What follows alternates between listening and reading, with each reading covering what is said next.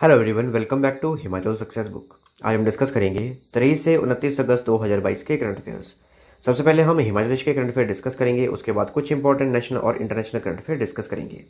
इसके अलावा अगर आपको इस सेशन की पीडीएफ चाहिए तो आप टेलीग्राम चैनल डाउनलोड कर सकते हैं। टेलीग्राम पे सर्च कीजिए हिमाचल सक्सेस बुक और वहाँ से आप इस सेशन की पीडीएफ प्राप्त कर सकते हैं। स्टार्ट करते हैं discussion. First question is, who has been appointed as the chairman of Himachal Pradesh public service commission Shimla.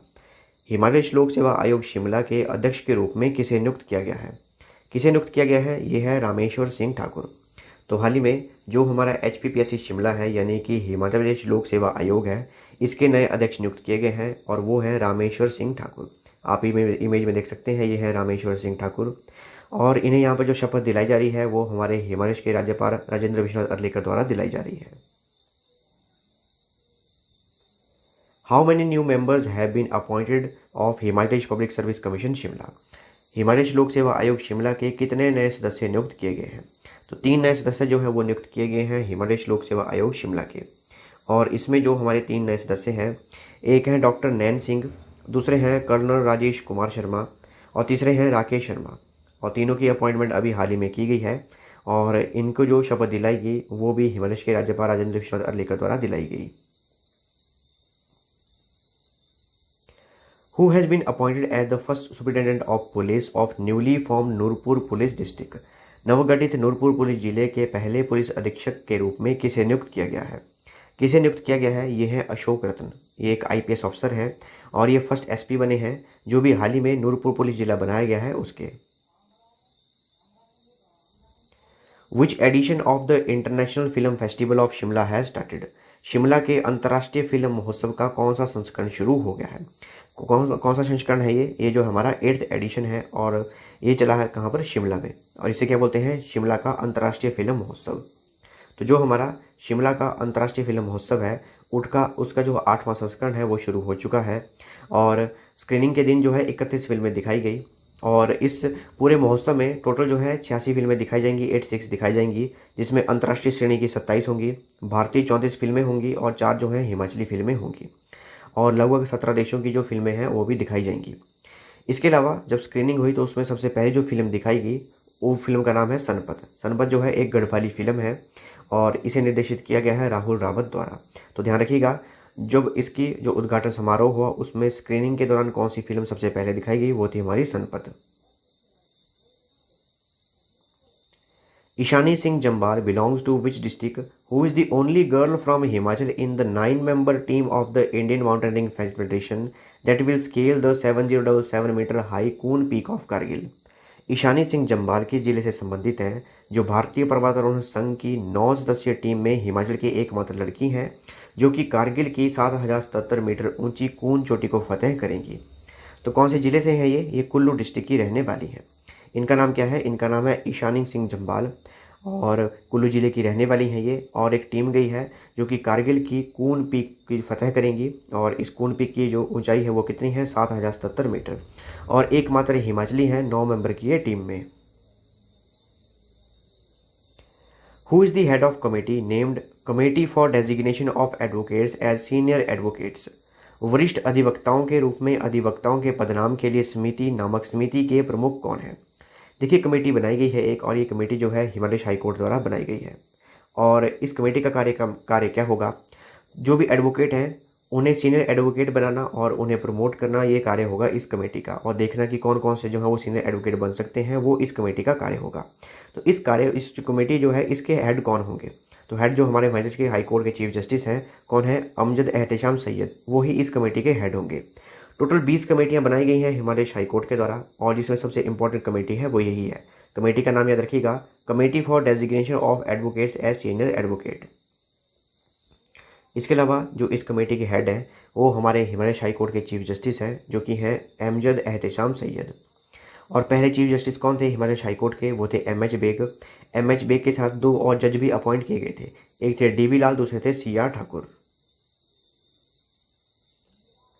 To increase milk production, the state government will launch sex sorted semen project in how many districts of Himachal Pradesh under the artificial insemination program? दूध उत्पादन बढ़ाने के लिए राज्य सरकार कृत्रिम गर्भधान कार्यक्रम के तहत हिमाचल प्रदेश के कितने जिलों में सेक्स सॉर्टेड वीर्य परियोजना शुरू करेगी? कितने जिलों में शुरू किया जाएगा? ये पूरे 12 जिलों में शुरू किया जाएगा।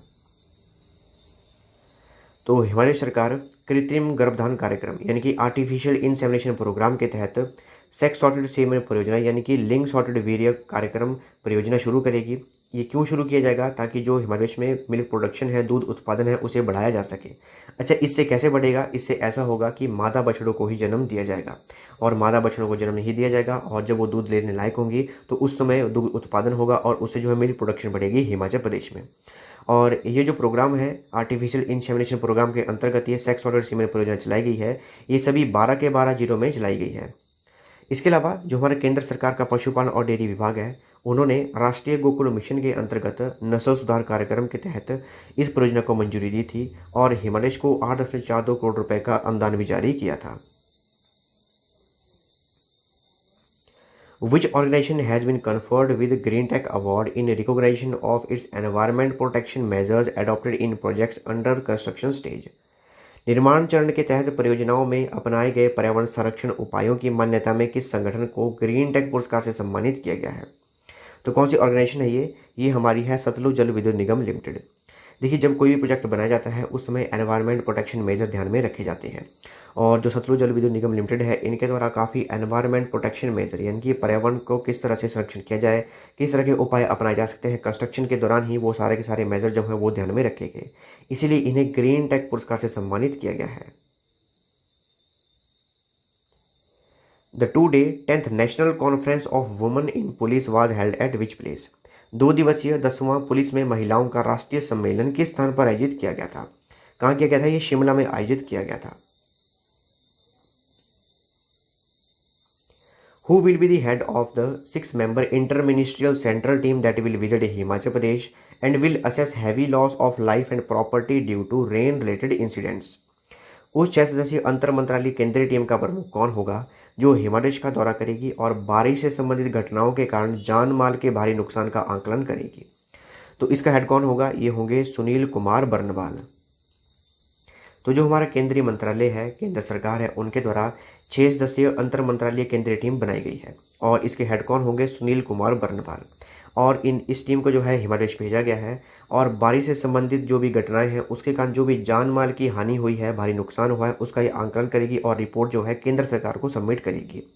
और अभी जो आपको पता है मानसून चला है, बरसात का मौसम चला है और उसमें काफ़ी बारिश हो रही है, काफ़ी जान माल की नुकसान भी हो रहा है। तो जो भी नुकसान है वो आंकलन किया जाएगा और केंद्र सरकार जो है रिपोर्ट सबमिट की जाएगी। और इसके हेड कौन होंगे? ये होंगे सुनील कुमार बर्नवाल। और ये कौन है? ये गृह मंत्रालय के संयुक्त सचिव हैं। और इसमें जो घटनाएं हैं जैसे कि बादल फटना, अचानक आई बाढ़ और भूस्खलन, जो भी नुकसान हो रहा है, जितना भी नुकसान हो रहा है प्राकृतिक आपदाओं से, उनका सारा आंकलन किया जाएगा।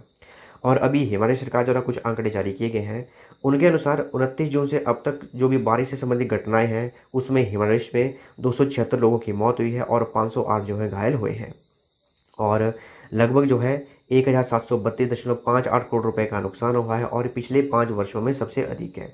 ये दो जो आंकड़े हैं ये हिमाचल सरकार द्वारा जारी किए गए हैं और जो केंद्र सरकार की 6 सदस्यीय अंतर मंत्रालय केंद्रीय टीम जो आई है हिमाचल प्रदेश में, जिसके हेड कौन है? सुनील कुमार बर्नवाल। और ये अभी असेस कर रही है पूरे हिमाचल प्रदेश में हर स्पॉट पे जाके और अभी जो भी जान माल की हानि हुई है उसका जो भी आंकलन करने के बाद रिपोर्ट सबमिट करेगी। India's largest solar power park will be built at which place, whose detailed project report has been sent to the Union Ministry of Renewable Energy for approval? Bharat का सबसे बड़ा सौर ऊर्जा पार्क किस स्थान पर बनाया जाएगा जिसकी विस्तृत परियोजना रिपोर्ट केंद्रीय अक्षय ऊर्जा मंत्रालय को मंजूरी के लिए भेजी गई है? कहाँ बनाया जाएगा? ये लाहौल स्पीति के काजा में बनाया जाएगा। तो हिमाचल के लाहौल स्पीति के काजा में देश का सबसे बड़ा सौर ऊर्जा पार्क यानी कि सोलर पावर पार्क बनाया जाएगा। 880 मेगावाट का प्रस्तावित ये पार्क है और इसकी जो डिटेल प्रोजेक्ट रिपोर्ट है यानी कि डीपीआर ये तैयार कर ली गई है और इसे सतलुज जल विद्युत निगम लिमिटेड द्वारा हमारे केंद्रीय नवीकरणीय ऊर्जा मंत्रालय को भेजा गया है और जब मंजूरी मिल जाएगी उसके बाद सोलर पार्क बनाने का कार्य शुरू कर दिया जाएगा। और जब ये पार्क बनेगा तो ये देश का सबसे बड़ा सोलर ऊर्जा पार्क होगा और इसमें लगभग करीब 5000 करोड़ रुपए से अधिक खर्चा होगा। इसके अलावा इसे कौन बनाएगा? इसका निर्माण जो किया जाएगा वो सतलुज जल विद्युत निगम लिमिटेड द्वारा किया जाएगा। वेरी वेरी इंपॉर्टेंट है, ध्यान रखिएगा। सतलुज जल विद्युत निगम लिमिटेड द्वारा देश का सबसे बड़ा सौर ऊर्जा पार्क जो कि काजा में बनाया जाएगा उसका निर्माण किया जाएगा। इसमें काजा में 7 जगह पर सोलर प्लांट बनाए जाएंगे और 31 दिसंबर 2025 तक इस परियोजना का कार्य पूरा कर बिजली उत्पादन का लक्ष्य रखा गया है। How many crore rupees have been approved for renewable energy integration in Himachal Pradesh? Himachal Pradesh में अक्षय ऊर्जा एकीकरण के लिए कितने करोड़ रुपए स्वीकृत किए गए हैं? कितने किए गए हैं? ये किए गए हैं 2000 करोड़ रुपए। तो हिमाचल प्रदेश में अक्षय ऊर्जा एकीकरण यानी कि रिन्यूएबल एनर्जी इंटीग्रेशन के लिए 2000 करोड़ रुपए मंजूर किए गए हैं और 5 वर्ष की ये परियोजना होगी। इसमें वर्ल्ड बैंक 1600 करोड़ रुपए देगा और प्रदेश सरकार जो है वो 400 करोड़ रुपए देगी। ध्यान रखिएगा, कितने करोड़ रुपए सेंक्शन किए गए हैं, मंजूर किए गए हैं? 2000 करोड़ रुपए सेंक्शन किए गए हैं और ये 5 वर्षों की परियोजना होगी। वर्ल्ड बैंक देगा 1600 करोड़ रुपए और प्रदेश सरकार यानी कि हिमाचल सरकार जो है ये 400 करोड़ रुपए देगी। इसके अलावा Himachal power sector development programme के लिए वर्ल्ड बैंक जो है 2023 में बजट जारी करेगा और बजट जो है ये 5 वर्षों के लिए होगा और 2023 से 2028 तक ये बजट चलेगा। और हिमाचल में 200 मेगावाट सौर ऊर्जा का उत्पादन जो है पावर कॉर्पोरेशन और हिम ऊर्जा के माध्यम से किया जाएगा। The first international level football ground of Himachal Pradesh is being built at which place? Himachal Pradesh का पहला अंतर्राष्ट्रीय स्तर का फुटबॉल मैदान किस स्थान पर बनाया जा रहा है? ये बनाया जा रहा है धर्मशाला में। Who will be head of joint advisory committee that has been constituted in Himachal Pradesh to resolve the problems of pensioners and family pensioners? Himachal Pradesh में पेंशन भोगियों और पारिवारिक पेंशन भोगियों की समस्याओं का समाधान के लिए गठित संयुक्त सलाहकार समिति का प्रमुख कौन होगा? कौन होगा? ये होंगे आर.डी. धीमान जो कि हमारे हिमाचल प्रदेश के चीफ सेक्रेटरी हैं।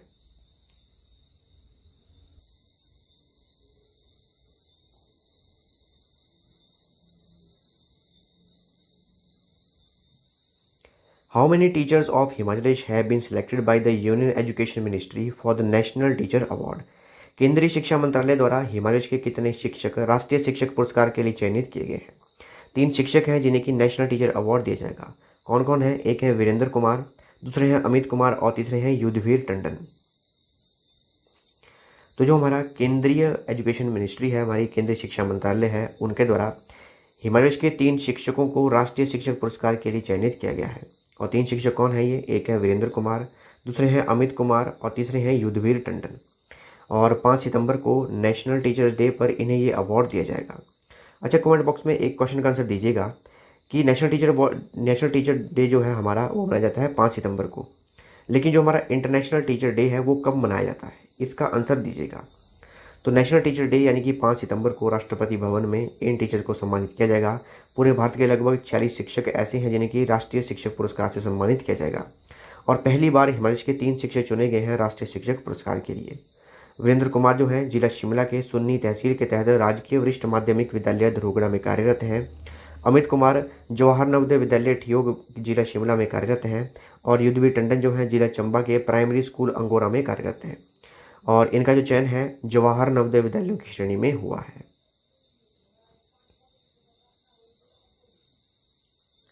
Who has won the gold medal in national wrestling competition held in Rohtak Haryana? Haryana के रोहतक में आयोजित राष्ट्रीय कुश्ती प्रतियोगिता में स्वर्ण पदक किसने जीता है? किसने जीता है? ये जीता है प्रेरणा मेहता ने। प्रेरणा मेहता जो है बद्दी की रहने वाली हैं और इनकी जो वेट कैटेगरी है जो वो है 66 केजी की, यानी कि 66 केजी कैटेगरी की जो रेसलिंग है उसमें इन्होंने गोल्ड मेडल जीता है। और कहाँ जीता है? रोहतक में। रोहतक जो है हरियाणा में है। डिस्कस करते हैं कुछ नेशनल और international current affairs. Which state became the first Har Ghar Jal certified state? कौन सा राज्य पहला हर घर जल प्रमाणित राज्य बन गया है? कौन सा है ये? ये है हमारा गोवा। गोवा जो है पहली स्टेट बनी है जो कि हर घर जल सर्टिफाइड स्टेट बन गई है। इसके अलावा अगर यूनियन टेरिटरी की बात करें तो कौन सी फर्स्ट यूनियन टेरिटरी है जो कि हर Ghar Jal certified union territory बन गई है? वो है दादर नगर Haveli and Daman and Diu. Which state has become the first state in India to use blockchain technology for seed distribution? कौन सा राज्य बीज वितरण के लिए ब्लॉकचेन प्रौद्योगिकी का उपयोग करने वाला भारत का पहला राज्य बन गया है? तो कौन सा है ये? ये हमारा है झारखंड। झारखंड जो है सीड डिस्ट्रीब्यूशन के लिए यानी कि बीज वितरण के लिए ब्लॉकचेन प्रौद्योगिकी का उपयोग करने वाला पहला राज्य बन गया है। Who has been appointed as the secretary to the President of India Droupadi Murmu by the Appointment Committee of Cabinet? Cabinet की नियुक्ति समिति द्वारा भारत की राष्ट्रपति द्रौपदी मुर्मू के सचिव के रूप में किसे नियुक्त किया गया है? कौन है ये? ये है राजेश वर्मा और ये ओडिशा के IAS ऑफिसर हैं। और जो द्रौपदी मुर्मू हैं वो कौन सी स्टेट से हैं? वो भी ओडिशा से ही हैं। Which district recently became India's first full functional literate district. हाल ही में कौन सा जिला भारत का पहला पूर्ण कार्यात्मक साक्षर जिला बन गया है। कौन सा जिला है ये मध्य प्रदेश का मांडला जिला है और इंडिया का first full functional literate district बन गया है। Name the country that recently became the first nation to approve कोविड-19 vaccine targeting both Omicron and original strain. उस देश का नाम बताइए जो हाल ही में ओमिक्रॉन और ओरिजिनल स्ट्रेन दोनों को लक्षित करने वाले कोविड-19 वैक्सीन को मंजूरी देने वाला पहला देश बन गया है। कौन सा है ये है United Kingdom. Name the bank that was recently signed an MOU with Food Corporation of India to provide ultima salary package. उस बैंक का नाम बताइए जिसने हाल ही में भारतीय खाद्य निगम के साथ अतीम वेतन पैकेज प्रदान करने के लिए एक समझौते ज्ञापन पर हस्ताक्षर किए हैं। कौन सा बैंक है ये है एक्सिस बैंक। एक्सिस बैंक ने जो है फूड कॉर्पोरेशन ऑफ इंडिया के साथ एक MOU साइन किया है ताकि ये अल्टीमा सैलरी पैकेज प्रोवाइड कर सकें। What is the time limit that was recently issued by RBI to loan recovery agents for calling the borrowers? हाल ही में RBI द्वारा ऋण वसूली एजेंटों को उधारकर्ताओं को कॉल करने के लिए जारी की गई समय सीमा क्या है। तो क्या टाइम डिसाइड किया गया है, ये है सुबह 8 बजे से लेकर शाम को 7 बजे तक। यानी कि जिन्होंने भी लोन लिया है और जो लोन रिकवरी एजेंट हैं वो उधारकर्ताओं को कॉल करेंगे तो सुबह 8 बजे से लेकर शाम को 7 बजे के बीच में ही कॉल कर सकते हैं। William Samoei Arap Ruto recently became the president of which of the following countries. William Samoei Arap Ruto हाल ही में किस देश के राष्ट्रपति बने हैं। किसके बने हैं, ये बने हैं केनिया के। केनिया के नए राष्ट्रपति बने हैं विलियम सैमोई अराप रूटो। इसके अलावा जो हमारी केनिया है, मैप में देखें यहाँ पर है हमारा इंडिया और यहाँ पर है केनिया। केनिया जो है अफ्रीकन कंट्री है, कैपिटल है नैरोबी और करेंसी है Kenyon shilling. Who was recently appointed as the managing director of National Bank for Financing Infrastructure and Development for 5 years 2022 to 27। हाल ही में 5 साल यानी कि 2022 से 2027 के लिए national bank for financing infrastructure and development के प्रबंधक निदेशक के रूप में किसे नियुक्त किया गया है। कौन है ये है Raj Kiran Rai ji. Cricketer Kevin Joseph O'Brien recently announce his retirement from international cricket. He belongs to which country. Cricketer Kevin Joseph O'Brien ने हाल ही में अंतर्राष्ट्रीय क्रिकेट से अपनी सेवानिवृत्ति की घोषणा की है। वो किस देश से ताल्लुक़ रखते हैं। तो कौन से देश के प्लेयर थे ये थे आयरलैंड के प्लेयर। आयरलैंड के रहने वाले हैं केविन जोसेफ ओब्रायन। और 2011 में जब 50 ओवर का वर्ल्ड कप हुआ था और वो वर्ल्ड कप कहाँ हुआ था, वो होता इंडिया में। और उस वर्ल्ड कप को किसने जीता था, इंडिया ने ही जीता था। उस वर्ल्ड कप में आयरलैंड का मैच जो था वो था इंग्लैंड से और आयरलैंड को जीतने के लिए चाहिए थे 320 प्लस रन और इन रनों को चेज करते हुए केविन ओब्रायन ने 100 रन बनाए थे और मैच जीत गई थी आयरलैंड की टीम और इसलिए काफ़ी फेमस हुए थे ये। Which country recently conducted the first bilateral military exercise उदार शक्ति अलॉन्ग विद इंडिया। हाल ही में किस देश ने भारत के साथ पहला द्विपक्षीय सैन्य अभ्यास उदार शक्ति आयोजित किया है। तो इंडिया की जो मिलिट्री है और किस कंट्री की मिलिट्री के बीच में उदार शक्ति एक्सरसाइज हुई है, तो ये हुई है मलेशिया की मिलिट्री के साथ। Which country has become the first country to offer period products free for all by passing law the Period Products Free Provision Act 2021। कौन सा देश period product free provision act 2021 को पारित करके सभी के लिए पीरियड प्रोडक्ट फ्री देने वाला पहला देश बन गया है। तो कौन सा देश बना है, ये बना है Scotland. Nidaan which is India's first portal on arrested drug offenders has recently become operational to enforce anti drug laws in India. In Nidaan what does D stand for. Nidaan जो गिरफ्तार ड्रग अपराधियों पर भारत का पहला पोर्टल है, हाल ही में भारत में ड्रग विरोधी कानूनों को लागू करने के लिए चालू हुआ है। निदान में डी का क्या अर्थ है। सबसे पहले समझते हैं कि निदान क्या है। निदान एक ऐसा पोर्टल बनाया गया है जितने भी ड्रग ऑफेंडर्स हैं, ड्रग अपराधी हैं, उन्हें गिरफ्तार किया गया है, उनका सारा डाटा जो है इस पोर्टल में डाला गया है। तो हाल ही में इसे चालू कर दिया गया है और इसकी फुल फॉर्म भी है। फुल फॉर्म क्या है, national integrated database on arrested narco offenders. और क्वेश्चन में पूछा गया है इसमें जो डी है, निदान में जो डी है, इसकी क्या फुल फॉर्म है। इसकी फुल फॉर्म जो है वो है database. To which country did India recently hand over the Dornier maritime surveillance aircraft Dornier 228। भारत ने हाल ही में Dornier maritime surveillance aircraft Dornier 228 किस देश को सौंपा है। किसे दिया गया है, ये दिया गया है श्रीलंका को। The Reserve Bank of India cancelled the license of which cooperative bank due to inadequate capital and no earning prospects। भारतीय रिजर्व बैंक ने अपर्याप्त पूंजी और कमाई की संभावना नहीं होने के कारण किस सहकारी बैंक का लाइसेंस रद्द कर दिया है। किसका किया है? ये किया है डेक्कन कोऑपरेटिव बैंक का। Name the organisation that recently signed MOUs with 8 banks to provide customised banking services for its personnel deployed across India. उस संगठन का नाम बताइए जिसने हाल ही में भारत भर में तैनात अपने कर्मियों के लिए अनुकूलित बैंकिंग सेवाएं प्रदान करने के लिए 8 बैंकों के साथ समझौते ज्ञापन पर हस्ताक्षर किए हैं। किसने किए हैं? ये किए हैं इंडियन कोस्ट गार्ड ने। इंडियन कोस्ट गार्ड ने 8 बैंकों के साथ MOU साइन किया है ताकि भारत भर में जितने भी इनके एम्प्लॉयज़ हैं, कर्मी हैं, उन्हें सेवाएं प्रदान की जा सके। In Coal Ministries Award for 2021-22, which company recently won the first prize in the categories of safety, production and productivity and quality? कोयला मंत्रालय के 2021-22 के पुरस्कारों में हाल ही में किस कंपनी ने सुरक्षा, उत्पादन और उत्पादकता और गुणवत्ता की श्रेणियों में प्रथम पुरस्कार जीता है? किसने जीता है? ये जीता है महानदी कोल फील्ड लिमिटेड ने। In which city the Ministry of Science and Technology recently launched India's first indigenously developed hydrogen fuel cell bus? विज्ञान और प्रौद्योगिकी मंत्रालय ने हाल ही में किस शहर में भारत की पहली स्वदेशी रूप से विकसित हाइड्रोजन ईंधन सेल बस का शुभारंभ किया है? तो इस बस का शुभारंभ कहाँ किया गया? ये किया गया महाराष्ट्र के पुणे में। The Government of India has awarded the geographical indication tag status to Mithila makhana. The Mithila makhana is the product of which state? Bharat सरकार ने मिथिला मखाना को भौगोलिक संकेत GI टैग का दर्जा दिया है। मिथिला मखाना किस राज्य का उत्पाद है? किस राज्य का प्रोडक्ट है ये जो है बिहार का प्रोडक्ट है और इसे GI टैग दिया गया है। Punjab and Haryana government agreed to name the Chandigarh international airport after which of the following freedom fighter? Punjab और हरियाणा सरकार ने चंडीगढ़ अंतर्राष्ट्रीय हवाई अड्डे का नाम निम्न में से किस स्वतंत्रता सेनानी के नाम पर रखने पर सहमति व्यक्त की है? तो कौन है ये? इनमें से देख के पहचान गए होंगे, ये है शहीद आजम भगत सिंह जी। इनके नाम पर चंडीगढ़ इंटरनेशनल एयरपोर्ट का नाम रखा जाएगा। Who were recently nominated to the UN internet governance leadership panel? हाल ही में संयुक्त राष्ट्र इंटरनेट गवर्नेंस लीडरशिप पैनल में किसे नामांकित किया गया? किसे नामांकित किया गया? ये है अलकेश कुमार शर्मा। इन्हें जो है UN internet governance leadership panel में नामांकित किया गया है। A new species of bent-toed gecko was recently discovered by a group of researchers from Agastyamalai Hills. In which state Agastyamalai Hills are located? Agasthyamalai पहाड़ियों के शोधकर्ताओं के एक समूह द्वारा हाल ही में बेंट-टोड गेको की एक नई प्रजाति की खोज की गई थी। अगस्तमलाई पहाड़ियाँ किस राज्य में स्थित हैं? ये है बेंट-टोड गेको और एक प्रकार की छिपकली है और तमिलनाडु में खोजी गई और तमिलनाडु की अगस्तमलाई पहाड़ियों में इसे खोजा गया है।